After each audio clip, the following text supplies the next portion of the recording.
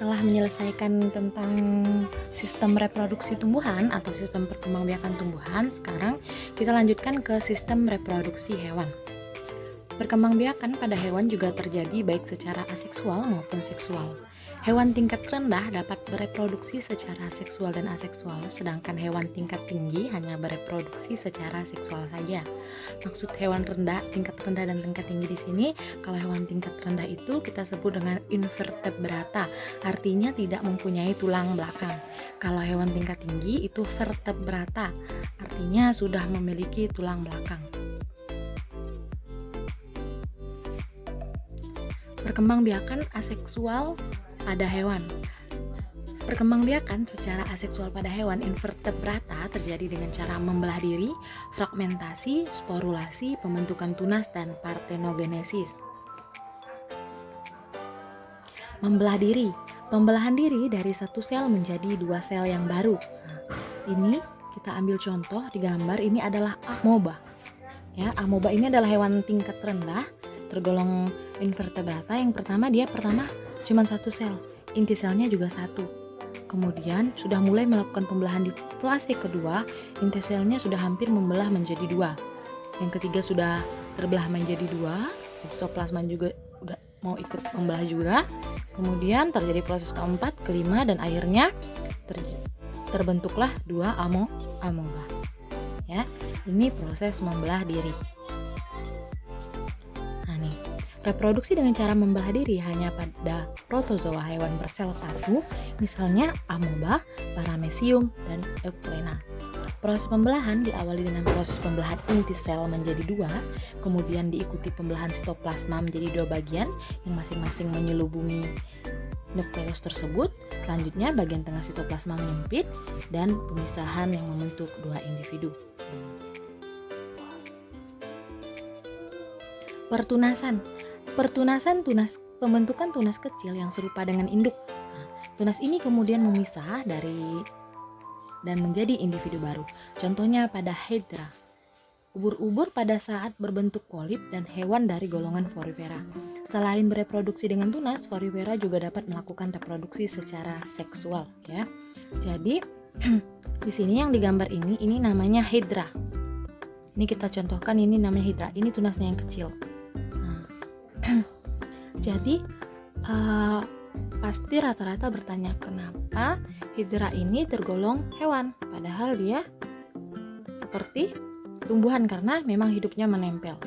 Tapi dari segi struktur perkembangan di organ-organ Hydra ini memang tergolong sebagai hewan, ya, tapi hewan tingkat rendah.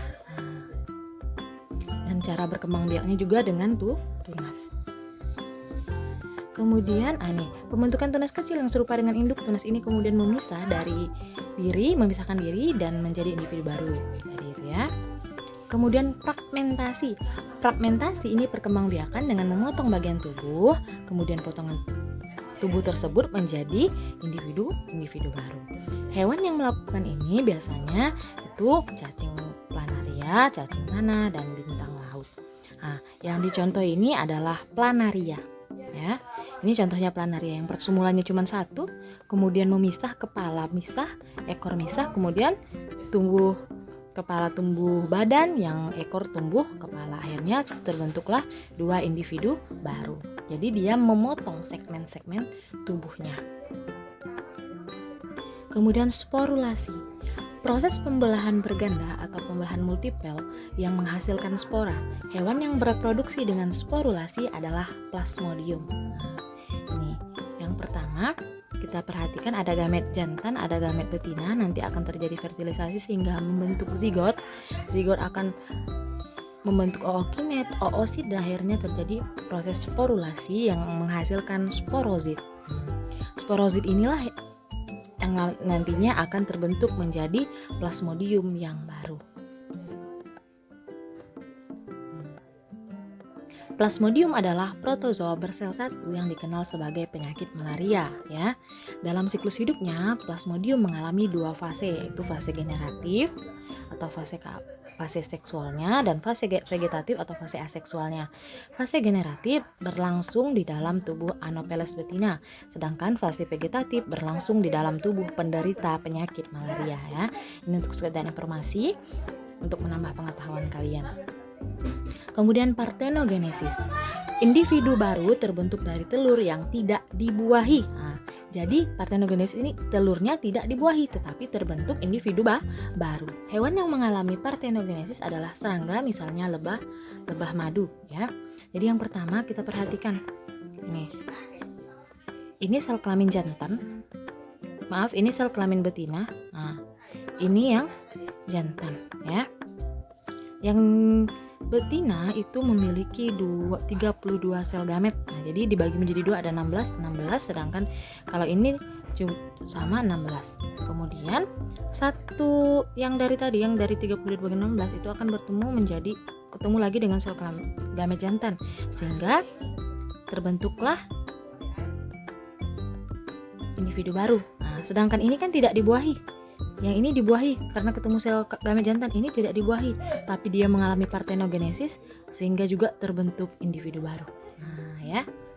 Jadi partenogenesis itu adalah sel telur yang tidak dibuahi. Jadi ini 2 sel telur.